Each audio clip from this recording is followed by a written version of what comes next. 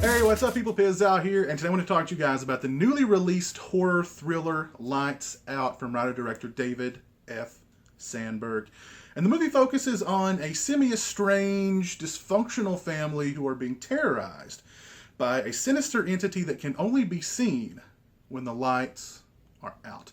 Now, if that sounds pretty familiar to you, it should. Lights Out is actually based on a short film from the same director who made its rounds on social media. I saw it on Facebook. I thought it was pretty cool.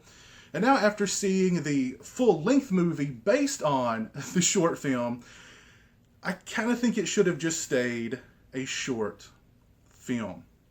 Now, Lights Out has a lot of problems.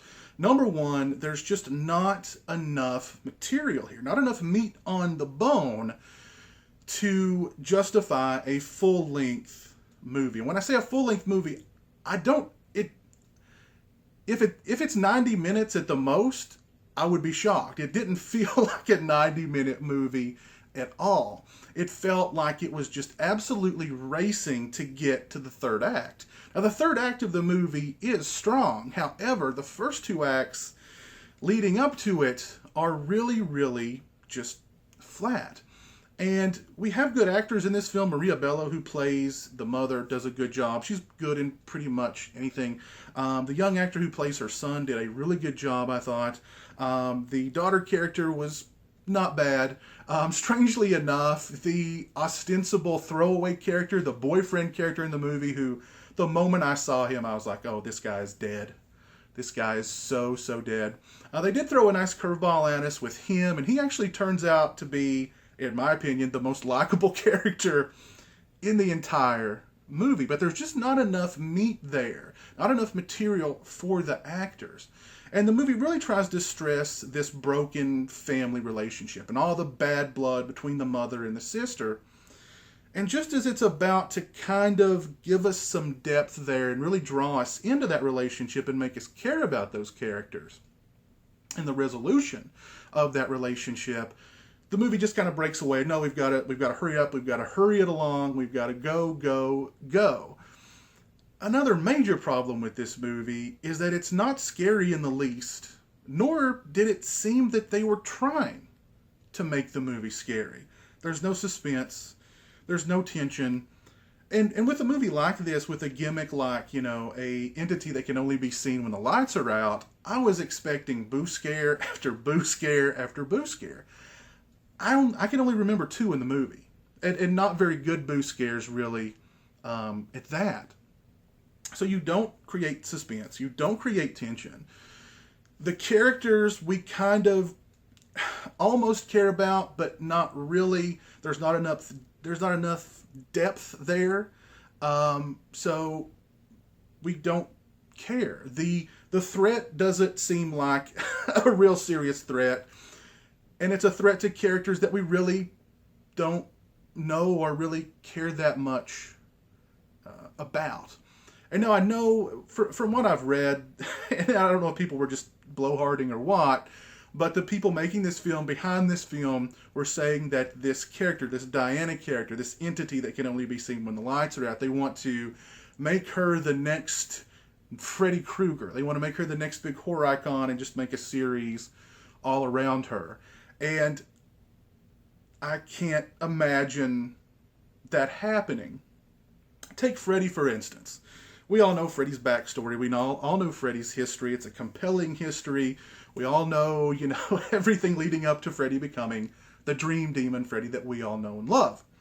Now, the character of Diane, her history is she was a young girl who had some kind of rare skin condition that made she had some sort of reaction to the light, all light, but then there's a picture of her outside just under an umbrella and she seems fine.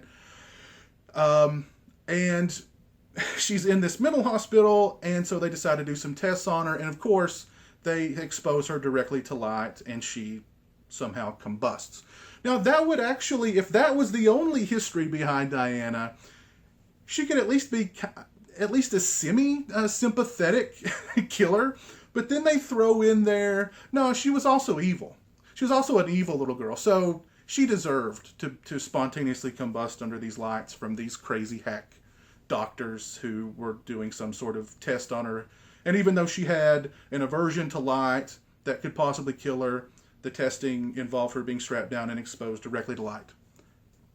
I don't know. So her history really kind of doesn't make sense and is not compelling in the least. And even her as a villain in, you know, this shadowy monster really wasn't that scary. And the best part of the movie, it takes place at the very beginning of the movie, and it was in the trailer. The trailer, basically, the best thing about the movie was in the trailer. And the only really good scenes in the movie were in the trailer. So it's... Lights Out to me was just... I can't recommend it. It's really flat. It's unfortunate because I think there was maybe a seed of a good idea there. I just don't... There just wasn't enough material to justify a full-length movie with this scenario, unfortunately. And, yeah, we have a good third act. We just have a first and second act that kind of don't work, that's pretty flat. And, yeah, it's the kind of movie that is going to be pretty forgettable and probably entirely forgotten in a couple of weeks, at least with me. But anyway, can't recommend Lights Out. Maybe when it hits Netflix on a rainy Sunday afternoon when you have nothing else better to do, maybe give it a watch. Personally, yeah.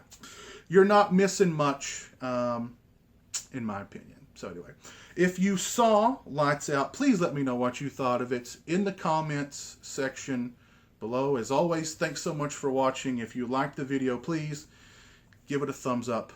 Take care, and until next time, peace.